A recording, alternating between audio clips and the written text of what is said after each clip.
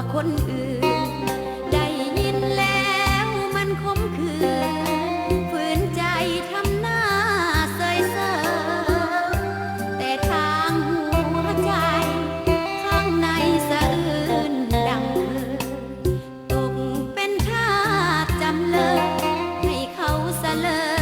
ยคำตอบออกมา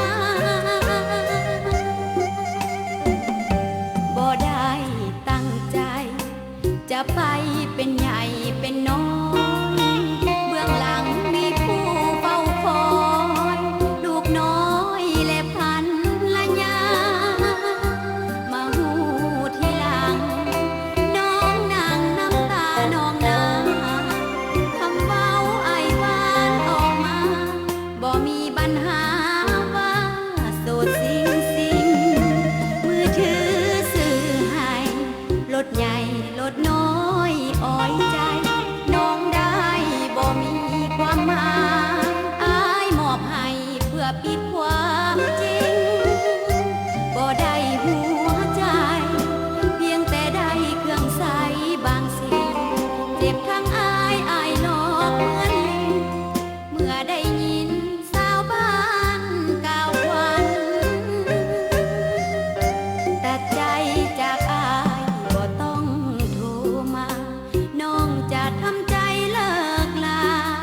อย่าเที่ยวมาล่อใจพาฝันพบคนมีเมียเขายอมเสียเงินทองบ่อันแต่คงบ่มีวันจะได้ไปหวังของที่หัวใจ